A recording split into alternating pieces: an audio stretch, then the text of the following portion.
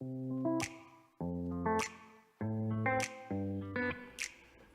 welcome back, everybody. It's time once again to meet our community, the Hispanic business community here in Orange County, powered by the Orange County Hispanic Chamber of Commerce and Orange County's only community radio station, OC Talk Radio. Streaming live from our studios here at the University of California, Irvine's Beale Applied Innovation Center.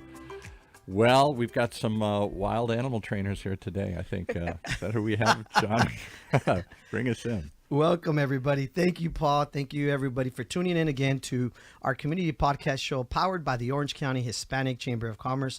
I'm your host, Senior Vice President John Gutierrez, and we have another special guest with us this week, Ms. Diana Zepeda, who's one of our Chamber ambassadors, superstar ambassadors. She's a community leader helping families at all times, and of course, her background is in mortgage loan officer or mortgage loan originator.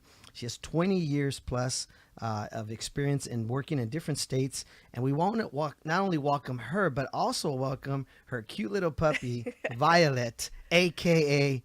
Violent? Violent. I was going to say, you can't say animal trainer and not mention my Chihuahua. I did bring a Chihuahua to the show. It's happening. So, Paul, first time we've ever had a Chihuahua in our... First time in 12 years. Yes. Somebody brought, so he's in a little, she's in a little carrier. I don't know if you want to raise her up and just show her. I'll take her out before the show's over and she can wave or Yes. Chase growl us at around everybody. the studio Yes. here. We have a Chihuahua also. His name is Max. And he has a lot of energy. Man, these Chihuahuas have a lot of energy. Our Chihuahuas have to meet. We need to do a doggy date. You don't want to meet so Max. excited. My wife's probably listening, like going, "No, she doesn't want to meet Max." Not pet friendly. He's Or he doesn't like other people or he other just dogs. has a lot of energy. And is it all Chihuahuas? They have just. Yes. Don't let her. She's fooling you right now. Is This she? is not the way she is. She's at really home. chill. Yes. She did growl at me normally. in the elevator She's not called violent for no reason. So she's very protective of you, obviously. She's very. You saw that. She tried to bite your hand when you just pointed at me. Yes. She doesn't like men that she doesn't know. Oh wow. So So- just man, what about women? Just She's okay with girls. she discriminates, huh? She discriminates. I'm actually going to tell you a fun Chihuahua fact. Chihuahuas are the only breed that are partial to their own kind. So they prefer other Chihuahuas better than other dogs. Really? Yes. I didn't know that. At least Chihuahuas for Dummies told me that, so I'm not sure if it's true or not, but I'm believing it. How long have you had her? About 3.5 years. For She's all gonna our be- dog lovers that are listening, I mean, we Yes. know, man, if I ever wanted to start a business, it's a dog business, right? Because there's so much money in the dog business. I saw the bag you're carrying her in. She's got quite a few outfits also. That bag does not look cheap. That's an expensive bag, right? It's actually, I bought it on purpose because it doesn't look like a dog carrier, so I can take her to a lot of places and they don't know she's in there because she knows how to behave when she's in the bag. Wow, So she goes to the doctor to. nice. Well, I shouldn't say this out loud. Let's because just I'm say gonna she get in lives a trouble, good but life. Let's just say she lives a good She life. lives a good life. She's a traveling Chihuahua. So real quick, Diana, we're gonna go into this today. We have a great topic, and I think it's important we throw out some pointers that we're gonna talk about later. Obviously, the dream of home ownership. As we know, many rents are increasing right now. There's a lot of challenging situations happening right now in the real estate market, and we're gonna go into a lot of great points and topics that you're going to share with us as someone that has a lot of experience in this industry.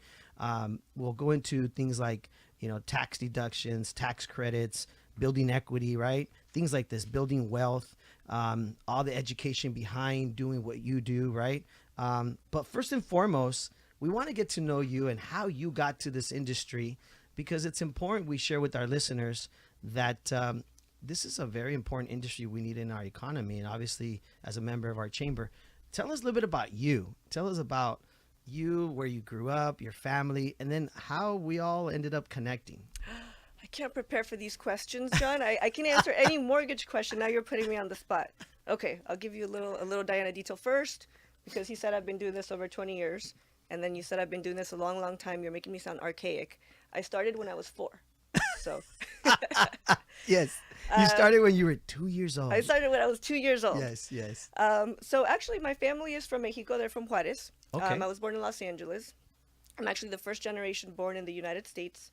And so I'm what's called an anchor baby. I'm sure you've heard that term before. My Yes. mom has worked very, very, very hard to get all of our family over here. And I honestly, there's not a day that I don't wake up that I feel blessed that I was born a United States citizen and have all of the different benefits that a lot of people don't.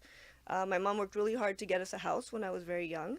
And now she has multiple houses in Arizona, investment properties, and I can't say she makes a ton of income. She makes just a regular, decent salary, but she knew that that was one way to build wealth.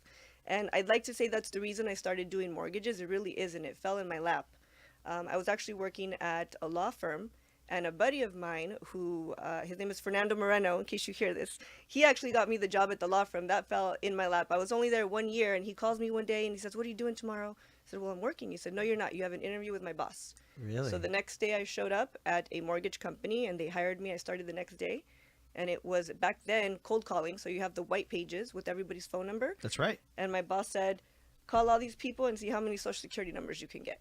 Really? Turned out I was really good at it. It was for refinance, right? So, we were trying to see if we can get them a better rate, etc. But that's how it started. And then So the it rest fell is on, history. on your lap, like Literally. you said.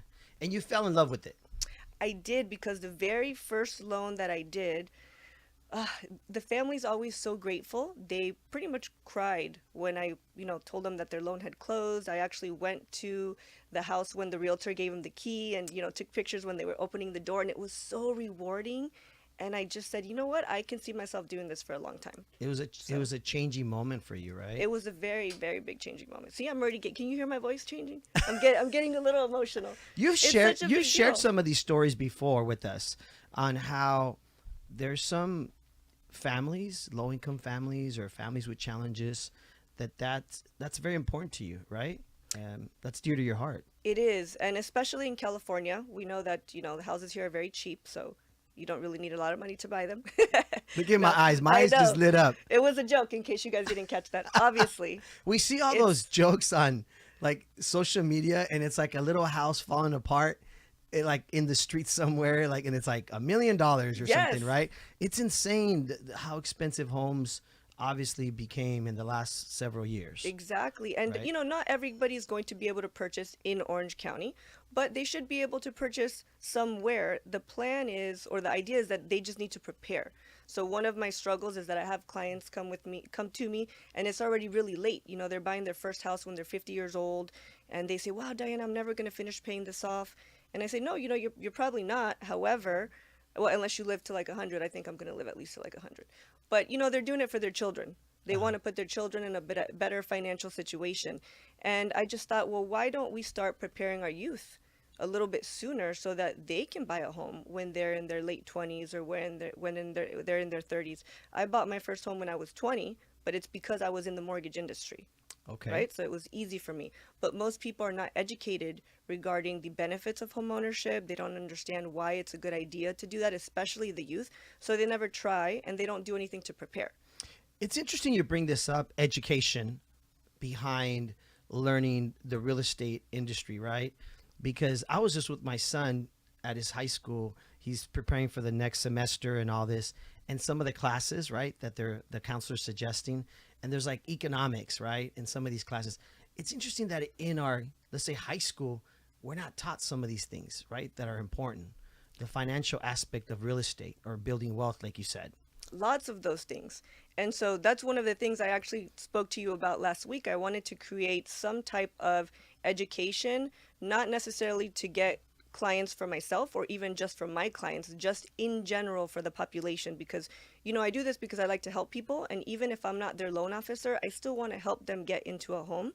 So I want to start some type of education and you know what, not even just mortgages. I think children need to learn, at least when they're in high school, how to open up a checking account, right? When they should get a credit card. How does a credit card work? It's a funny story. My little brother sorry brother, in case you hear this, when he was, I think, 18. Shout out to your brother. What's his name? His name is Julian. Julian. Shout out to Julian. Julian, the brother. He went into an express store at the mall, and I think he was 18, and they sold him a credit card because they said he would get a discount. So he got approved. Everything was put on the credit card, but he didn't know he actually had to pay it. So like later, when I was trying to help him buy a house, he had a collection from Express, and he had no idea that at some point he had to pay this money. So, well, they're not going to give you the clothes for free. But, you know, he was like 18 years old. He didn't know better. Exactly. So that's and not only that, but I think sometimes they make it on purpose challenging for you to have access to that information. It's almost like they want, obviously, to build interest, right? Or accumulate interest, so he owes them more money. These credit cards can be quite a challenge sometimes. They could be, but if you educate yourself and you know how to use them, everything can be a good tool and a good resource for you. I mean, I've definitely needed to use them before in the past when I've had. You help families with this kind of stuff? No, you mean help them get credit cards? Or just kind of like learn about all that stuff? Like, hey, you know, this is how you have to build your credit or something? You know what? I do. Okay. So that's not actually my job, but the difference between working with myself and, say, if you go to a place where people get leads fed to them, I don't know how to explain it without it sounding bad, right? It's strictly just loans. Like, yes. So get in and get out. all of my business is referral based. Okay. Right? I don't buy leads. Everything is from other people that I've helped. I don't have a company that sends me leads. It's somebody's cousin, their tío, they know somebody at work, and then they say, hey, Diana helped me buy a home before. She can help you buy a home also. And sometimes I get clients and they're not ready to buy because their credit's not good. They don't have enough down payment. For me, I don't just say, sorry, you don't qualify. You know, come back when you do. Like tough luck. Yeah. Exactly. Yeah. I guide them through the process until they get into their home. So I actually have clients. I just closed one last year, and we started in 2017. Wow. Now, they had a couple different hurdles that kept coming their way that made it take a little bit longer. But I don't care if it takes them 2 years. If they really want to buy, I will guide them through whatever they need to do in order to get to that place. But they have to be motivated and they have to be serious about it, because I can't chase them and say, hey, did you do this? Hey, did you pay your collection? Hey, did you put money in your savings account? But if they want to buy, I will guide them until they get to that point. It's like you're a consultant, an advisor, a mentor, a little bit of everything. Yes. Like I said, I'm very, very passionate about this, and I love to help families. I have, you know, quite a few stories that I can tell you that are really sad of people losing their home, especially you were talking about earlier about the rents going up. Yes. I had a family that had been renting a home for like 22 years, right? Wow. They could have almost paid it off. They were renting. The owner passed away. Their children took over the home and they wanted to sell it. And now they had to move, and they gave them 60 days to move out, and they didn't qualify at the time. So they had to move far away from work. We did eventually get them into a home, but it honestly took over a year in order to get them ready. But had they come to me sooner, they wouldn't have been in that situation. And also, why rent for 22 years? They could have almost already paid off a house. That's crazy. And let me ask you this right now. What would you say for our listeners that are thinking of buying? Because I know there's a lot of this fear of, well, there's not a lot of homes, or they're very expensive. How is the real estate market looking right now in your eyes? So instead of talking about, you know, what the values are going to do and what the rates are going to do, one of the things that I want people to understand is that just because they talk to a loan officer, whether it's me or anybody else, it doesn't mean they have to buy right this second. Sometimes people don't start trying until they want to buy, until their lease is up, until they have to move out, until they're about to have a baby. Why not until check, it becomes personal, right? until it becomes something that they Like have a to challenge. do right away, Yes. and time sensitive, right? Now they're in a rush, and then they're going to get into a home that maybe they don't love, or they're not going to be able to buy a house and they're going to have to renew their lease. Why not start sooner? Why, if you guys at some point want to buy a home, reach out to a loan officer, myself, another loan officer that you know. A lot of people have family members that are in the industry, and find out what you need to get qualified, start the process. All we're going to do is give you information on what you can buy now. Max price you can afford, how much money you need, what's your payment going to be like, is there any money up front, explain the process. If your credit's not good enough, this will give you time to fix your credit. If you haven't been at your job long enough, this will give you time to, you know, be at your job long enough and maybe not switch again if that was something that you were planning to do, or maybe you need to save a little bit more money, be a little bit more frugal. But all we're doing is giving you the education you need to make a decision on whether buying a home is right for you. It doesn't mean you have to do it right now. And there's always different programs, right? Like coming up or changing or evolving, like FHA programs and things like that. Yes. So one of the biggest misconceptions that people have is they think you need a really big down payment in order to buy a house, which is not the case. FHA loans only need 3.5%. So, right, if that, I know houses are not 100,000, but for example purposes, if it's $100,000, that's only $3,500 for Basically, a down payment. for every 100,000, it would It's be $3,500 for $3,500. FHA. Conventional loans, a lot of people think that you need 20% down. You actually only need 5% down And if you're a first-time home buyer, there's a couple other caveats, but you can buy with as little as 3% down. And then there's down payment assistance programs that can help you with the entire down payment, sometimes part of your closing costs. There's grants. There's so many different things that can help you so that you don't need a ton of money in order to get into a home. But what I do know is if you don't buy one, you're going to be renting forever and ever and ever. And unless you win the lottery, the rent's going to go up.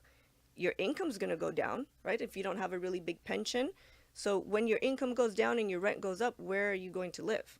Some people have the ability to move in with their children, but not everybody has that. And then they're put into situations where they can't afford the housing. So that's something that I feel that we can prevent, but we need to start sooner. They need to start preparing sooner and educating themselves. Which goes back to earlier, you had mentioned building wealth, right? The importance of when you have ownership of a home. It's interesting when you go buy something, they'll always ask you, do you rent or do you own? Like if you're applying for like a credit card or whatever it may be, right? Like basically credibility, right? Like it's almost like you have collateral. Exactly. Yes. And you can use it for a lot of things. Sometimes people, let's say they've been in their home 15 years, they've built a lot of equity because they've been paying down their principal and, you know, the home has gone up in value. Sometimes it's very useful to have that money available in case of an emergency, or maybe, you know, you want to pay for your daughter's wedding or your son's wedding, or you want to pay for their colleges, or, you know, you want to renovate your house and make it nicer, or maybe build a little casita in the back where you're going to stay and then you're going to give the house to your kids. But you want to at least have the option to do that. If you don't buy, you don't have anything to work with. See, that's how I know you belong to our Hispanic Chamber of Commerce. Did you hear what she just said? She said, a little casita. Like, you know, we ADU is what they're called Yes, in the real estate business. and that's a whole new thing right now, right? Like there was like a whole law huge that now. passed Yes, where you can absolutely. add this in your back of your house and it's not as challenging as it was used to be. before, right? Exactly. Talk a little bit about that if you don't mind. Honestly, it would take a while to go into all of the details. And Really? then one of the reasons that I don't like to go into specific guidelines is because they change all the time. So like you said, I've been doing loans for 20 years, but I've done other positions in the mortgage industry. So I was an underwriter for several years in the past. Okay. I'm like a walking encyclopedia when it comes to underwriting guidelines. If you have any question about a guideline and you call me, if I don't know the answer, I can look it up for you really quick and then get the answer to you. But I know that they change all the time.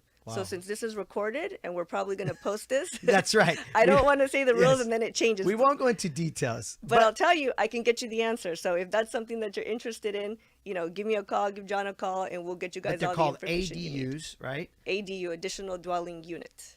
Because I have seen this at the broker preview. Mm-hmm. Shout out to Thomas and them and Felix and the Santa broker preview. And they're Love always the talking broker about preview. all this So stuff. educational. Yeah, it's just good to learn things like these that are things that are evolving and changing. One of the things that you mentioned earlier that made me think about me being in healthcare, the whole like reverse mortgage. I've heard about that a lot from being in healthcare in hospice when our patients are at the end of their life. Yes. And financially they're in a really tough situation. I've noticed that there's been people speaking to the family about a reverse mortgage so Yes. then they can get money out of the home that can help pay for like a caregiver or things like that, medical equipment, things that they need, you Absolutely. know? That's huge, right? Yes, and I'm actually really glad that you brought that up because that's one of the things that I explain to my clients when they say, well, you know, I'm already 50 years old. I'm not going to finish paying off the house. Well, that's okay. If you pay off your house 60%, you know, 50%, now you have the option of this reverse mortgage. And I explain to them in detail the way that it works. In a nutshell, you can get a loan where you don't have a mortgage payment. We're basically using the equity of your home in order to make your mortgage payment. So of course, what you owe is going to increase, right? And you can also, if you have enough equity, get monthly distributions to help pay for some of your medications, maybe some of your housing. You can get a lump sum of money if you qualify for that. But there's a big misconception with those loans because way long time ago, the guidelines were different and it was easier for people to lose their homes. But that's not the case anymore. They actually are very big on protecting the consumer. When the person passes away, the home doesn't just go back to the bank, right? It'll still go to their heirs. So that's something that we can talk about more in detail also, but it's a great program. And that's one of the things that I try to relay is you don't have to pay the house off completely. You just have to pay part of it off. And then you can still have it work for you. And then even if they're not going to do a reverse mortgage, let's say they pay off half of the house, then they can pass the home on to their children. Because to be honest, in California, there's not going to be a lot of 20-year-olds that are going to buy their own home with the big down payment. You know what I mean? It depends on what they're doing for a living, but not everybody's going to be able to afford it. So a lot of the loans that I do, mom and dad are selling the house to their kids. It's interesting you bring that up because I was with, again, our mutual friend Maria Gomez from Orange County Escrow. Yes, she's the reason I met you. Exactly. Hi, Maria. Shout out to Maria from Orange County Escrow. Yes. She mentioned how there's more and more people, of course, in the industry looking into, of course, everything that has to do with living trust, right? And like obviously living wills and things like that, and how that's so important because of what you just said, the legacy you leave behind or the home you're passing on to your kids, right? I hear a lot of that in the healthcare industry, right? And a lot of people don't plan for that. There's so many families that have no idea what a trust is. They've never made a will. They have not prepared whatsoever for any of those things. So unfortunately, when they're no longer with us, it's a very difficult process for the children in order to recover some of the assets, pay off the debts, etc. So if you have somebody that you can recommend that does all of that, that would be very good information for the community to have, because that's something that they need to prepare for also.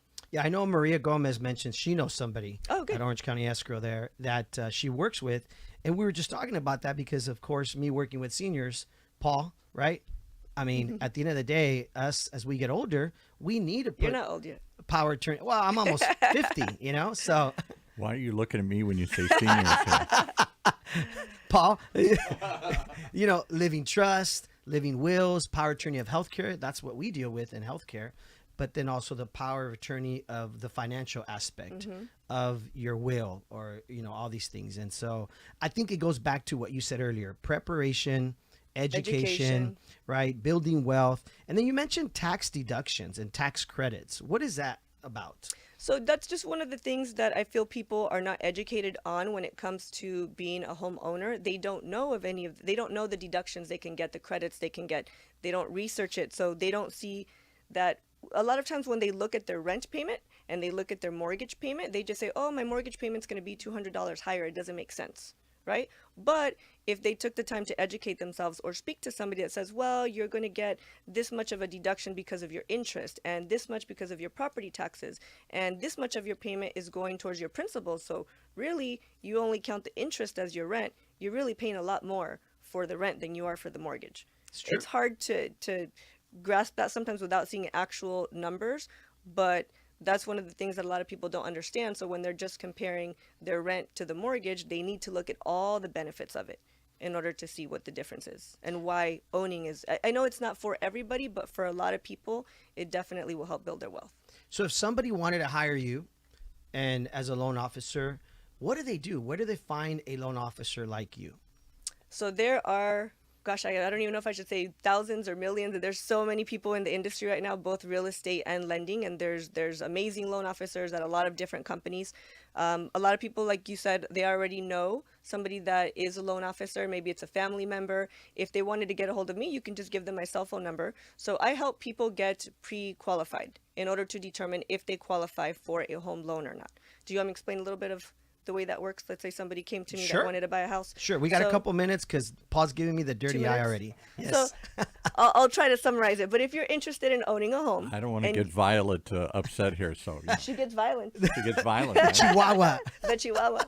You basically would reach out to me. You could post the phone number somewhere on. Well, they can make link. a comment. You guys can make a comment, make a comment. Or send us a message, and then we can connect you with Diana. Yes, of course. If you have any questions about mortgages, even a mortgage you already have, feel free to put the message on there, and John will get it over to me, and I will respond and help answer that for you guys.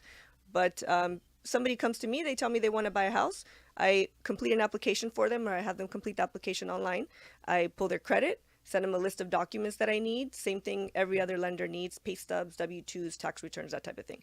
I take some time to review all of the information, calculate their income, and then I can put together the options. And that's when we'll schedule an appointment to go over what the options are, what type of loans are available for them, how much down payment they need, the max price they qualify for, the same things we mentioned earlier. And then together, we'll figure out what works best for them. They might say, well, Diana, I don't have that much money. I only have this much money. And I'll say, okay, well, let's explore some down payment assistance programs.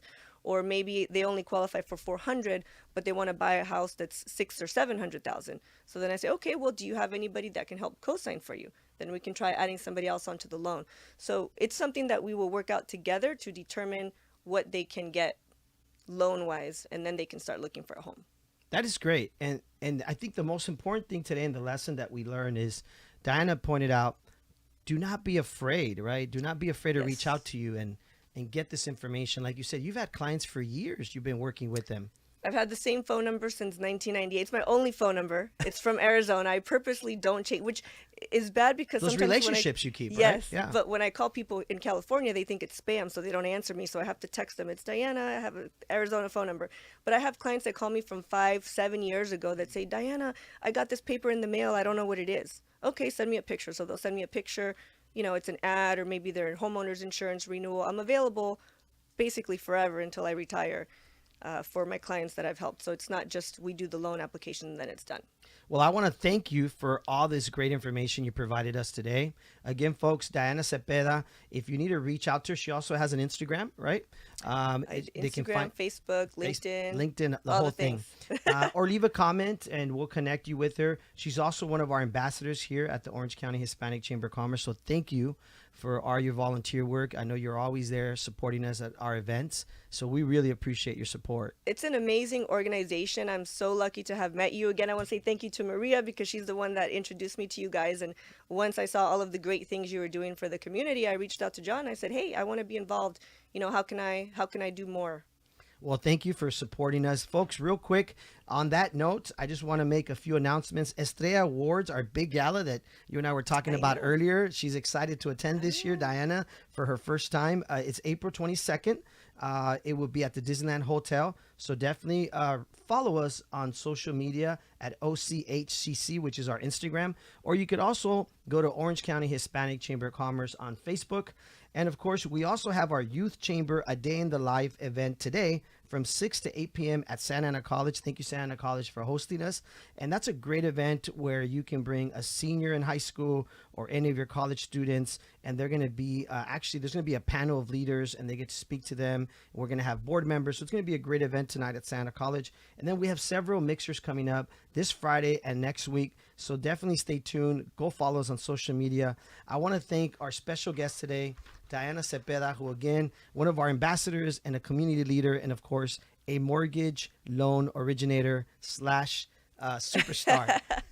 I thought you were going to say loan slanger. Oh. Do I have a minute to add one more thing? Yes. If there's one thing I want people to get out of this, besides letting you know that you need to prepare sooner, is that there's so many reasons people think that they cannot own a home, so they don't even try. And I want to make sure that they know that you can still buy a house, but you need to call the loan officer so we can determine if you're going to qualify or not.